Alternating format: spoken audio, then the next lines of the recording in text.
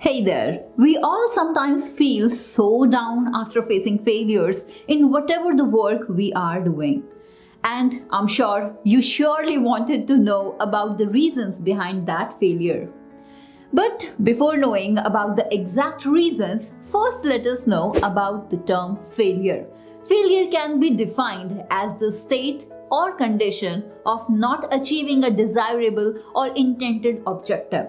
It can be considered the opposite of success, and failure is just a state of mind. You are a failure only if you think that you have failed at something. Your attitude towards a certain situation determines whether or not you have failed.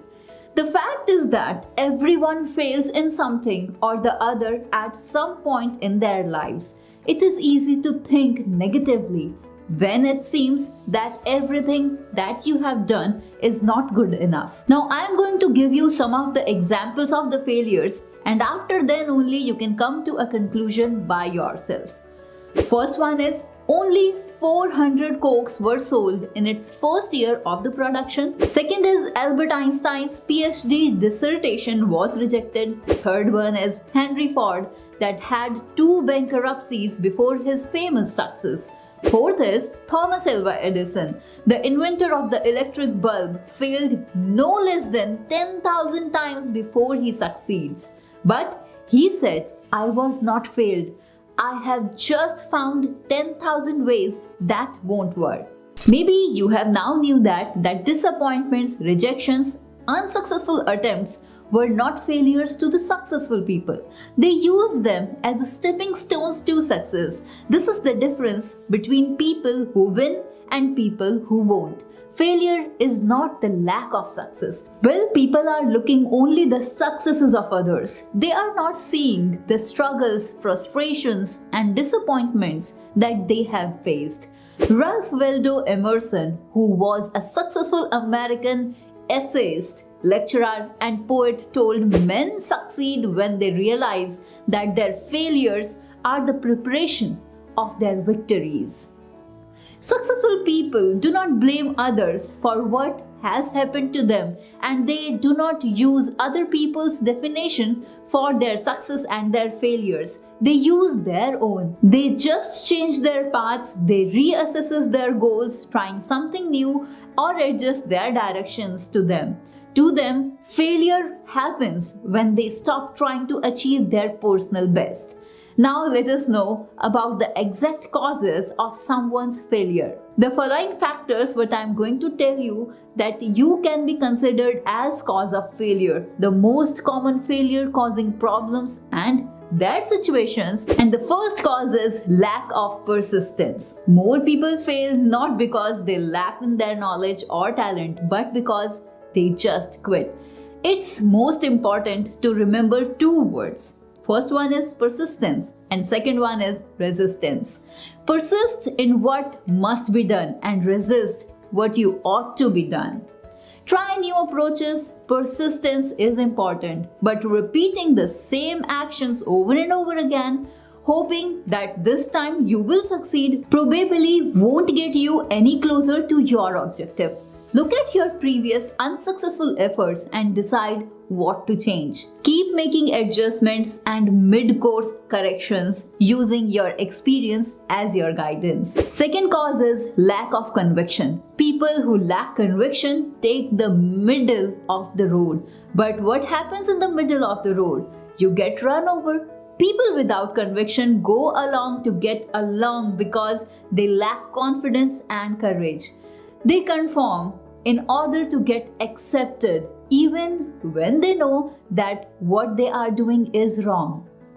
Decide what is important to you. If something is worth doing, it is worth doing right and doing well. Let your passion show even in mundane tasks. Well, it is okay to collaborate and cooperate for success, but it is not okay to compromise your values ever. Third cause for your failure is rationalization. Winners might analyze, but they never rationalize. Losers rationalize and have a book full of excuses to tell you why they couldn't succeed. So change your perspective. Don't think of every unsuccessful attempt as a failure. Few people succeed at everything at the first time, and most of us attain our goals only through repeated efforts. Do your best to learn everything you can about whatever you are doing and what has ever happened to you and why you are doing so. Fourth cause is dismissal of past mistakes. Some people live and learn, and some only live. Failure is a teacher if we have the right attitude, and wise people learn from their mistakes. Experience is the name they give to slip-ups. Define your problems better, analyze the situation, what you want to achieve, what your strategies are, why it didn't work. Are you really viewing your problems correctly? This is the main question. If you need money, you have more options than increasing revenue. You could also cut your expenses. Think about what you are really trying to do. Fifth cause is lack of discipline. Anyone who has accomplished anything worthwhile has never done it without discipline. Discipline takes self-control, sacrifice, and avoiding distractions and temptation. It means staying focused. Don't be a perfectionist anymore. You might have an idealized vision of what success will look and feel like. Although that can be motivational, it might not be realistic. Succeeding at your goal won't eliminate all your problems. So be clear on what will satisfy your objective and don't obsess about superficial details. Sixth cause is poor self-esteem. Well, poor self-esteem is a lack of self-respect and self-worth. People with low self-confidence are constantly trying to find themselves rather than creating the person they wanted to be. So do not label yourself. You might have failed, but you are not a failure until you stop trying. Think of yourself as someone still striving towards a goal, and you will be better able to maintain your patience and perseverance for a longer haul. Seventh cause is fatalistic attitude.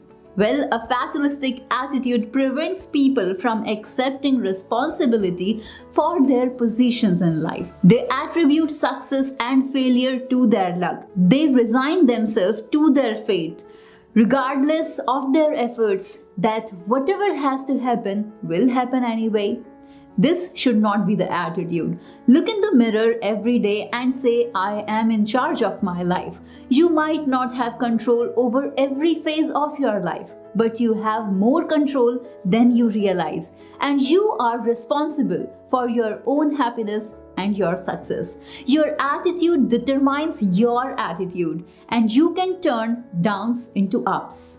So just keep an eye on these reasons in order to turn your failures into your success, and surely you will get success in your work and achieve your goals in your life. Well, this is it for this video. We'll see you soon in a very new video with some more self-help and informational topics like this. This is Divya from Tegonity Academy. We'll see you soon. Till then, goodbye. Take care.